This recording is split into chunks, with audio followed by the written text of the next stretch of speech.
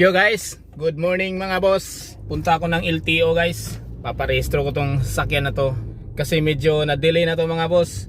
Bali 1 year na tong hindi na-rehistro tong sasakyan na to. Sinabi ko kasi sa kanya nung last year na iparehistro na to. Sabi daw, pasok pa daw siya sa 3 years. Kasi brand new to guys So pasok pa daw sa 3 years bago iparehistro. 2019 pala to, hindi niya tiningnan.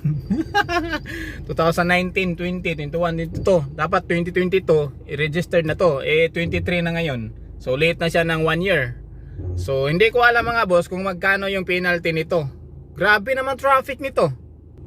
Ang bihirang buhay yan. Ito yung Aurora Boulevard mga boss. Pupunta tayo ng San Juan, doon natin ipa-register tong sasakyan na to. Ito yung BMW ng anak ng boss ko. Grabe yung traffic. My goodness. Yan guys, lumipat ako ng daan kasi matraffic doon sa Aurora. Medyo maluwag to dito mga boss. Ayan di ba? Masikip nga lang to dito.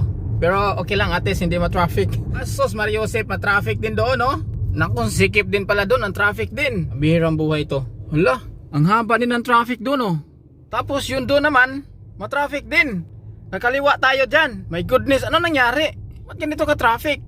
Lah, rush hour? Grabe talaga ang traffic guys. Lagi man akong dumadaan dito pero hindi man ganito ka traffic. Bakit ito parang hindi na nagmo-moving? Pambihira yan I think there's something wrong. Pastilan. Ayan guys, maluwag na. May banggaan nga pala talaga doon kanina. Pambihirang buhay yan. Kaya pala masikip. Kotse at saka truck. Yung kotse muntik nang tanggal yung bumper. Kaya ang traffic na bumper to bumper din. Pambihirang buhay yan. So itong sasakyan na to mga boss, hindi pa ako sure kung mai-rehistro natin to ngayon kasi wala pang plate number to mga boss Alam ko, kailangan ng plate number kasi pagka nag-smoke test yung yung LTO, kailangan yun may plate number So, ito na yung LTO mga boss. Kakaliwa na tayo dito. Lagay ko muna yan dyan. Huwag kang malaglag. Tanong tayo. Pwede pa pa-register to kuya nang walang plate number? Oo. Pwede RCR. Ito. Pwede ba ito walang plate number? Alam, ikot ko sir. Doon ang pila gas to, di ba? Hindi, diesel to. Diesel yan, diesel. Kaya to kay kuya. Diretso mo kanan o kaliwa. Sige. So yan guys, may kilala kasi ako dito. Pinagagawa na nila ako kasi alam ko nag-aagawa niyan sila sa sa TPL. May kilala ako dito. Sabi ko kay kay ganito. Sabi niya, sige diretso ka na lang. Binigay sa akin ulit yung Ang bihirang buhay yan. Kaya mas maganda talaga mga boss, may kilala kayo sa LTO. Kasi wala, hindi kayo kasi kasuhin pag wala kayong kilala Grabe, ang dami man nagpaparehistro dito. Yan guys punong-puno. Magpapa-smoke belching muna tayo mga boss. 1 hour later. Hindi may rehistro yung sasakyan na to kasi wala pang plaka. Ngayon, ang gagawin, puntahan ko daw tong address na to. Kasi hindi pwede i-smoke dito mga boss. Kasi parang itong branch na to, ordinary lang to na branch. So mayroon silang branch ng LTO na pwedeng mag-register ng sasakyan, pwedeng i-smoke kahit wala pang plate number. So, ito yung address na binigay sa akin.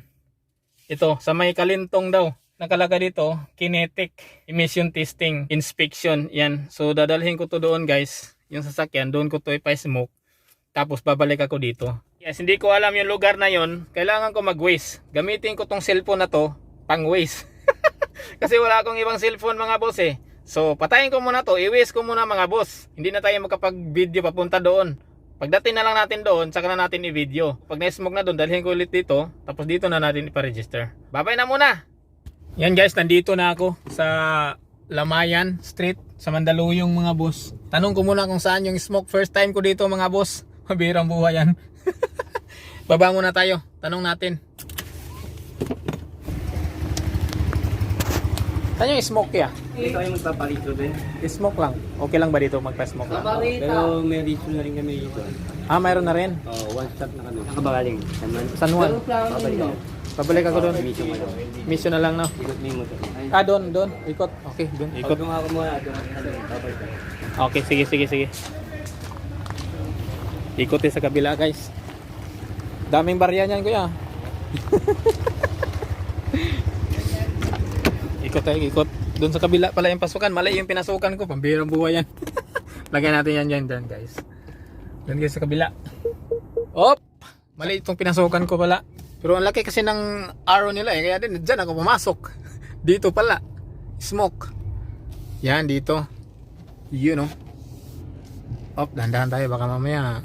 Kinetic Motor Vehicles Inspection Center. Ito may guard. So yan guys no. Dito pala talaga magpaparegister yung mga sasakyan na walang plate number. Dito kayo magpaparegister.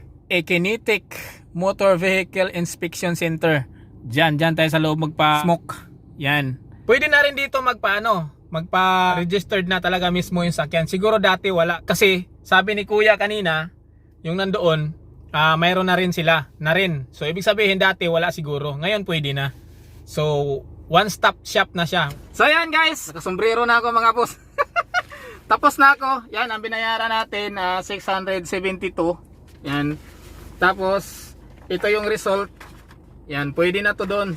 Dalhin sa pinuntahan nating unang LTO mga boss. May nalaman na ako dito mga boss no. Na mga kalukuhan. Kasi dito, yung insurance TPL dito 960 lang. Mayroon naman din nagsabi may mas mura pa sa Makati, 560 lang din. So, malaki talaga ang kalokohan dito sa LTO talaga, sa TPL talaga. Grabe. Yung pinuntahan ko doon sa San Juan naman, ang binabayaran ko doon, 1,680 yung TPL. Ganon kalaki doon. Sus Mariosep. Pero wala akong magawa mga boss kasi galing na ako doon. Nagsabi na ako doon na babalik ako pagkatapos ko magpa-test emission dito. Sabi ko babalik ako doon. Pinakancel ko muna yung TPL doon kasi gusto nila pabayaran nila doon. Sabi ko mamaya ko na lang yan bayaran pagbalik ko. Kasi baka mamaya iniisip ko mga boss hindi tanggapin dito. 'Di ba? Nagbayad na ako doon.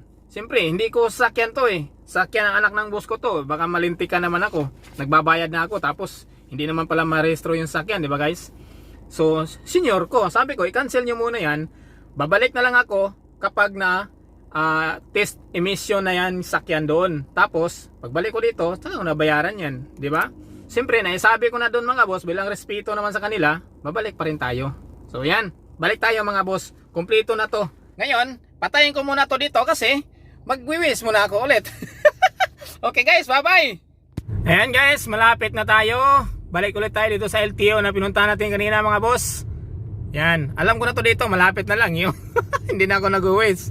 Pinatay ko na. Balik tayo mga boss. Babayaran natin yung TPL natin, insurance para makapag-register na tayo. Kahit mahal mga boss. Siyempre tumutupad tayo sa usapan eh.